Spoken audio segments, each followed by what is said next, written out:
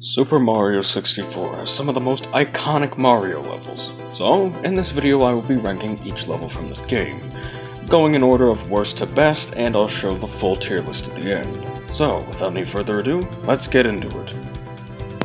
Starting us off is Tick Tock Clock, and it's a pretty D tier level. It's just bad, it's not fun, and it's pretty unfair. It's not really a level you'd really want to replay. You can tell that they really rushed this level. The time mechanic is kind of cool, but there's only one star where the time freeze is actually beneficial, and all the other times it basically makes no difference. Overall, D tier. It's just not fun. Rainbow Ride is C tier. It's just not very fun to play, and the carpet segments can drag on. It's not the worst, I'll give it that, and there's a pretty cool red coin segment that requires a lot of, I'd say, strategic platforming, but there's not much to say about it other than that. It's just an overall pretty C tier level. Wing Mario Over the Rainbow is another C tier. Now, it would have been fun if the flying controls allowed for more upward movement, instead of you having to constantly use these cannons that can only shoot you so far and so high. Overall, it's fine, but it's not really that fun to play. It's C tier. This is a bit of a hot take, but Tiny Huge Island is C tier. The level is just not that fun.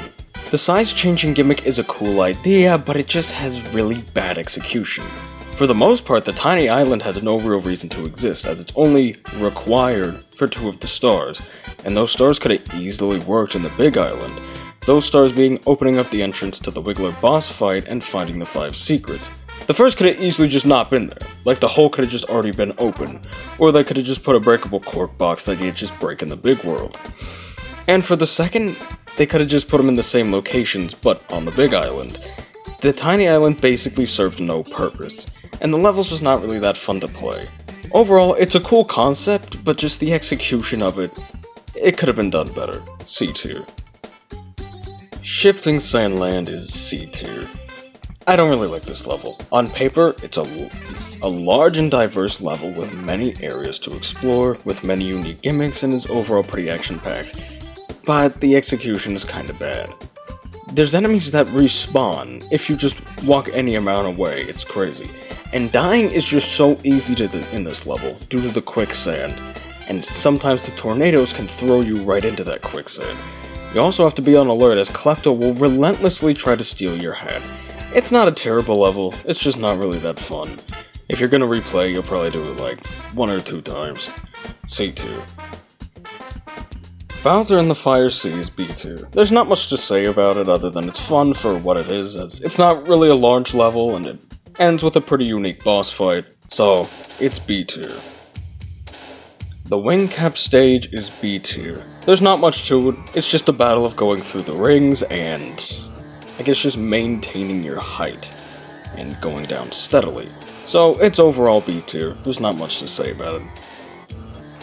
Vanish Cap Under the Moat is B tier. There's not a whole lot to say about it other than it has a nice platforming section with a slide in the beginning. Overall, it's pretty B tier. I know a lot of people like this level, but Jolly Roger Bay is B tier for me. The level just seems very empty. Aside from the sunken ship and unique atmosphere, Jolly Roger Bay doesn't really have too much to offer. It's not a bad level, however, it's far from it. It's just not as good as I think a lot of people make it up to be. In other words, I give Jolly Roger Bay a B tier. Tall Tall Mountain is B tier. It's a pretty fun level for the most part, but it doesn't really stand out much from the rest. Once you get to this point in the game, you have played many levels that are very much like it. Although, this level does have the best slide in the game. This slide beats all the other slides, it's the best one. Not much to say about it other than it's a good level. B tier. Bowser in the Sky is B tier. It's a fun little level, but there's not much to do in it other than the final boss and a few platforming sections. It's overall pretty B tier. Snowman's Land is B tier. It's actually a pretty fun level and it even has an entire igloo section inside of it.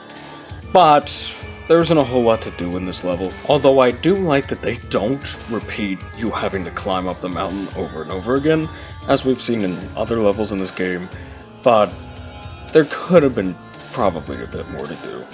It's a good level, and I give it a B tier. Cool Mountain also gets a B tier. The level is pretty fun with many things to do, although a lot of the stars feel a tad repetitive. For instance, returning the baby penguin to its mother and giving the snowman's body a new head are pretty similar. Not to mention there's 2, technically 3 if you want the 100 coin stars that require you to go down the slide. Now you may argue that you have to climb the mountain in Bob-omb Battlefield a ton of times, and to that I say there's a ton of different ways to climb that mountain, not to mention there's warps from pretty much the bottom to the top. Not to mention, the objectives are usually pretty different, and you're not just going the same route the same way to do basically the same thing. But overall, Cool Mountain is a fun level, but I think they could have done more with it. B tier. Bowser in the Dark World is A tier. It's a pretty fun level for what it is, and it does set a good example as the first boss. The Secret Aquarium is also A tier. It's not too large, but I think it's a nice little challenge with not too much to say about it. It's overall just A tier. Dire Docks is an A tier level. It's full of fun and unique challenges, and I feel like this level really takes advantage of the swimming mechanics. And there's an entire just area with Bowser's sub. The level doesn't last too long though. But, all things considered, this is a pretty A tier level. The Castle Secret Slide is A tier. It's a fun slide that doesn't last too long, and you gotta go fast to get all the stars. And I'd say it's the second best slide in the game. Overall, A tier. Lethal Lava Land is A tier. It's a very fun level with a unique theme. There's many places to explore, and I'd say it's the best level to ride with the shell on. In fact, it has made me think of what if Nintendo made a Tony Hawk-esque skating game with Mario characters. Not to mention there's an entire sub-area inside the volcano. All of this and more is why I say Lethal Lava Land is A tier. Now we get to the cream of the crop, S tier. Hazy Maze Cave is definitely S tier.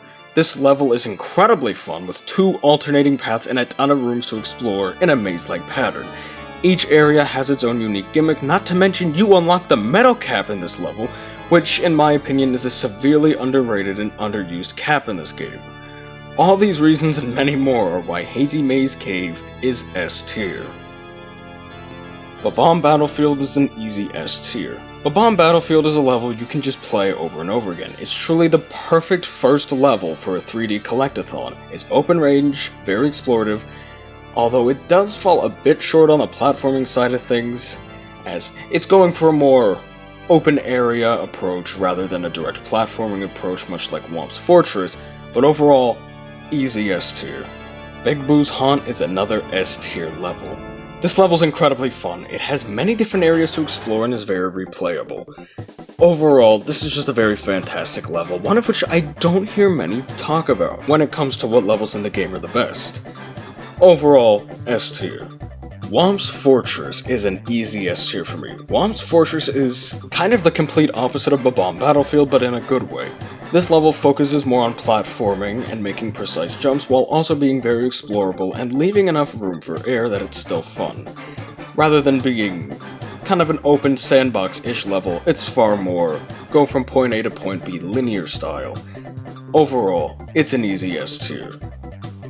Now we get to what I consider to be the best level in the entire game. What's the best, you may be asking? Well, Wet Dry World is an S tier level that is incredibly underrated. You know about the negative emotional aura about Wet Dry World? Throw that out the window. I look forward to playing this level every time I play through Super Mario 64. I mean, there's just incredible platforming segments, there's fast-paced events, a really cool gimmick of changing the water level to suit your needs, enemy utilization, and the cherry on top is the Sunken Town. I love this level. Every single star in this level is just incredibly fun to get. There are no stinkers. Even the 100 coin star was a walk in the park. In my opinion, this is the best level in Super Mario 64 and rightfully deserves S tier. I mean, the skybox is literally an actual town, not to mention at one point in development, this was the level that had Yoshi in it. You just can't beat Wet Dry World. So, here's the completed tier list. there's 1 D tier level, 4 C tier levels, 8 B tier levels, 5 A tier levels, and 5 S tier levels, meaning that there are 18 good levels, 4 kind of eh levels, and 1 straight up bad level. So, what do you think? Do you agree with my list, or do you think I'm looking at something the wrong way? Tell me in the comments. Anyways, thanks for watching.